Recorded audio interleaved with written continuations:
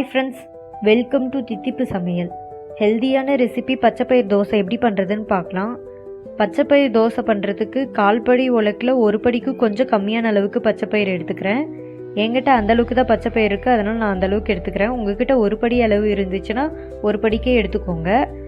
அதே படியில் 1/4 படி அளவுக்கு பச்சரிசி சேர்த்துக்கலாம். 1/4 ஸ்பூன் வெந்தயம் சேர்த்துக்கலாம். பச்சரிசி இல்லாதவங்க புழுங்கல் அரிசியும் சேர்த்து பண்ணலாம். இப்போது நல்லா தண்ணி சேர்த்து 2-3 டைம் கழுவிக்கலாம். இப்போ நல்லா கழுவியாச்சு. காலையில் டிஃபன் பண்ணுற மாதிரி இருந்தால் நைட்டே ஊற வச்சுக்கலாம். 8 மணி நேரம் ஊறுனா சரியாக இருக்கும். இப்போ 8 மணி நேரம் ஆயிடுச்சு. பச்சை பயிரும் நல்லா ஊறிடுச்சு. ஊற வச்ச பச்சை பயிர் ஒரு மிக்ஸி ஜாரில் சேர்த்துக்கலாம். ஒரு சின்ன துண்டு இஞ்சி, 1/2 ஸ்பூன் மிளகு, 1/2 ஸ்பூன் சீரகம் சேர்த்துக்கலாம். ஒரு கைப்பிடி அளவுக்கு கொத்தமல்லி சேர்த்துக்கலாம். கொஞ்சமாக தண்ணி சேர்த்துக்கலாம். தேவையான அளவுக்கு உப்பு சேர்த்துக்கலாம்.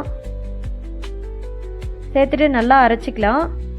நல்லா நைஸாக அரைச்சிக்கலாம். இந்த மாதிரி நல்லா நைஸாக அரைச்சிக்கலாம்.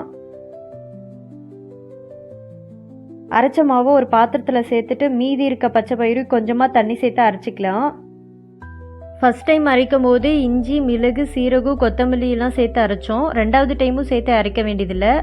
வெறும் பச்சை பயிரும் தண்ணியும் சேர்த்து அரைச்சாலே போதும். கொஞ்சமாக தண்ணியும் 2வது அரைச்ச மாவையும் சேர்த்து நல்லா கலந்து விட்டுக்கோங்க.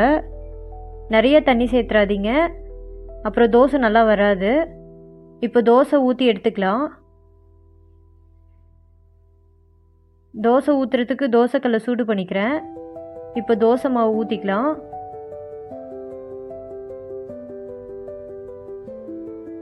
நெய் இருந்துச்சுன்னா நெய் சேர்த்துக்கோங்க. அப்படி இல்லைன்னா எண்ணெயும் சேர்த்தி பண்ணலாம். நெய் சேர்த்தி பண்ணால் இன்னும் ரொம்ப டேஸ்ட்டாக இருக்கும். நான் எண்ணெய் சேர்த்துருக்கேன். இப்போ ஒரு சைடு நல்லா வெந்துருச்சு. இன்னொரு சைடு திருப்பி போட்டுக்கலாம். இன்னொரு பக்கமும் நல்லா வெந்துருச்சு. அவ்வளோதான், நம்ம ஹெல்தியான பச்சைப்பயிர் தோசை ரெடி ஆயிடுச்சு. சுகர் பேஷண்ட்ஸுக்கு ரொம்ப நல்லது. கண்டிப்பாக ட்ரை பண்ணி பாருங்கள். எல்லாருமே கண்டிப்பாக ட்ரை பண்ணி பாருங்கள். இந்த ரெசிபியை ட்ரை பண்ணி பார்த்துட்டு எப்படி இருந்துச்சுன்னு கமெண்ட் பண்ணுங்கள். இந்த வீடியோ பிடிச்சிருந்தா லைக் பண்ணுங்கள், ஷேர் பண்ணுங்கள், சப்ஸ்கிரைப் பண்ணுங்கள். Thank you.